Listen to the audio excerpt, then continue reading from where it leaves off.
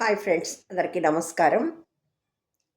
ఒక చక్కటి భక్తి విషయం మన ఆధ్యాత్మిక ప్రయాణంలో ఇవాల్టి నా భక్తి ప్రసంగం అందరూ ఆదరిస్తున్నందుకు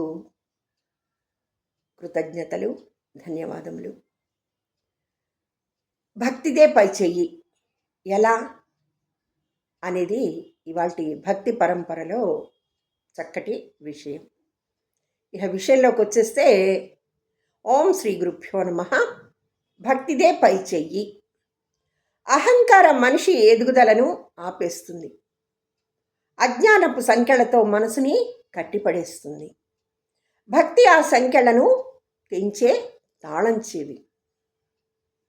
అహంకారం అంటే నేను, నాది అనే భావన.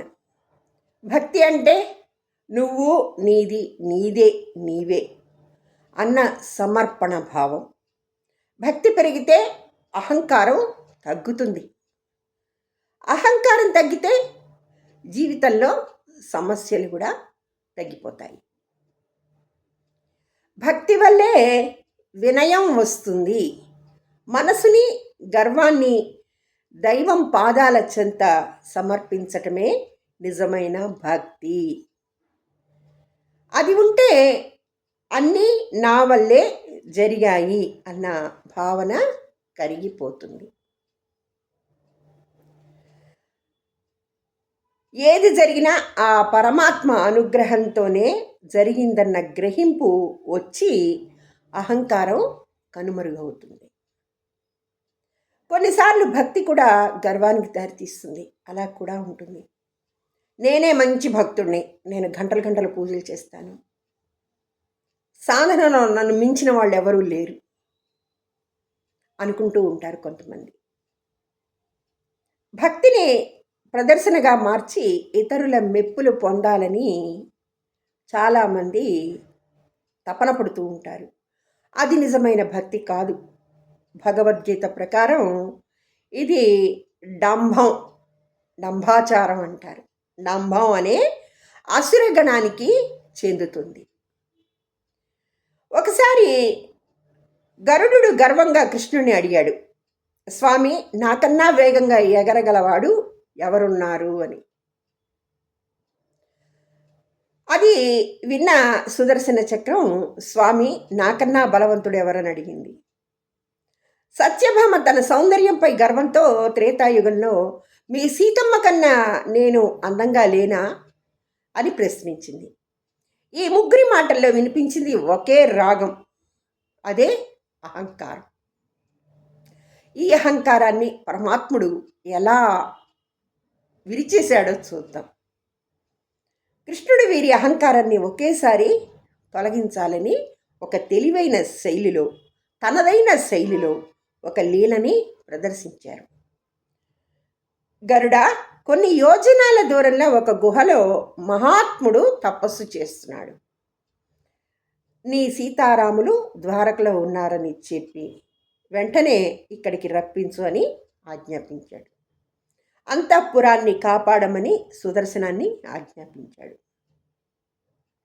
గరుడు వెళ్ళి హనుమంతుడికి ఈ వార్త చెప్పగానే హనుమ కళ్ళు ఆనందంతో మెరిసిపోయాయి. నా సీతారాములు ద్వారకలో ఉన్నారా అంటూ తపస్సు ఆపేసి గరుడు కన్నా 1,00,000 రెట్ల వేగంతో గగన విహారం చేశాడు. క్షణాల్లోనే ద్వారక చేరాడు. కృష్ణుడు ఆశ్చర్యంగా అడిగాడు, హనుమ, సుదర్శనం నిన్ను అడ్డుకోలేదా అని. హనుమ నమస్కరిస్తూ, నా సీతారాములను చూడాలనే ఆతృతతో వచ్చాను. చక్రం అడ్డుకుంది, కానీ యుద్ధం చేయడం ఇష్టం లేక ఉన్న పళాన్న దాన్ని మింగేశాను అంటూ నోటిలోంచి సుదర్శనాన్ని బయటికి తీశాడు. తర్వాత సత్యభామను చూసి, నా తల్లి సీతమ్మ ఎక్కడా, ఈ చెలికెత్త ఎవరు అని ప్రశ్నించారు. ఆ క్షణంలో గరుడి గర్వం ఆగిపోయింది, అణిగిపోయింది. అలాగే సుదర్శన చక్రం చిన్నపోయింది. సత్యభామ ముఖం వెలవెలబోయింది. ముగ్గురికి సమాధానం దొరికిందిగా. ముగ్గురి గర్వం అణిగిపోయింది. భక్తి ముందు వీరందరి అహంకారం కరిగిపోయింది. ఒకరికి ఒకరు సమాధానంగా సరిపోయింది. బలం, వేగం, సౌందర్యం మనిషిని గొప్పవాణ్ణి చెయ్యవు. నిజమైన భక్తి, వినయం, సమర్పణలోనే ఉంది.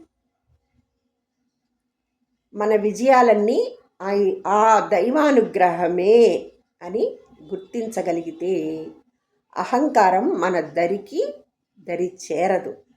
అదే నిజమైన భక్తి సాధన, అదే నిజమైన భక్తి అవుతుంది.